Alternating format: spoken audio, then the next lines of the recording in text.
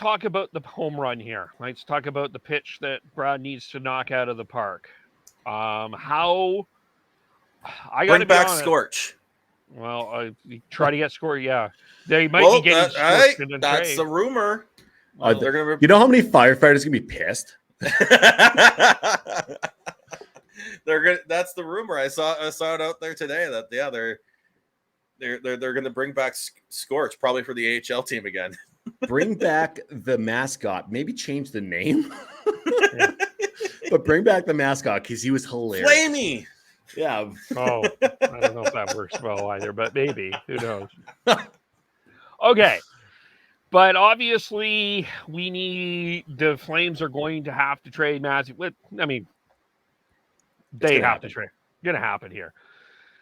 Can you win this trade? I guess, first of all, is this a winnable trade?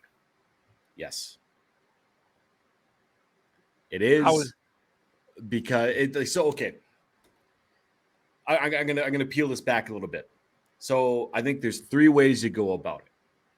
You either go for not a 1-for-1 because I don't think that trade is out there, but you have you have Tkachuk for a roster player, another roster player, and then a prospect or a pick potentially in the next draft, because the next draft everybody knows that it's very deep and has potential to have a bunch of solid NHL players. It could be a 2003 draft all over again, if not better. So that's one way. The second way is to get A-chip prospects, right? Get a bunch of, not a bunch, but a reasonable amount of A-chip prospects along with the draft pick, right? And then that would signal for a retooling, a rebuilding, or you go for draft picks only.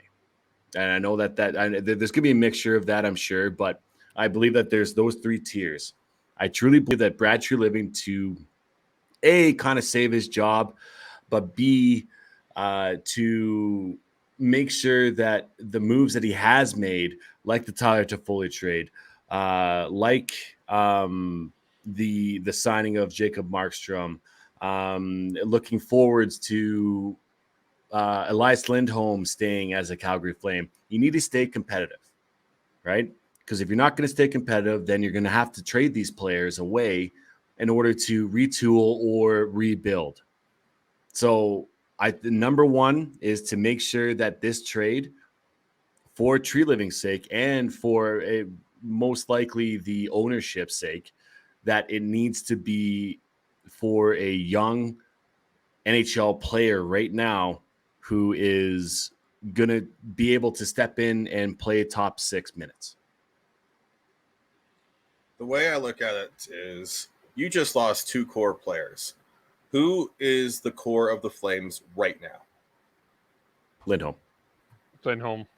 And Anderson, Markstrom? Hanifin, Markstrom, Tanev, and probably Backlund. And Mangiapane has to be in there somewhere because he's willing to sign long term. Is that good enough? No. Lindholm's good enough. Can you add another core piece in a Tkachuk trade? Yes. You could. But the will whole that thing, core piece will that core piece add enough to that core that's currently there to make for them to be competitive? Potentially. Yeah.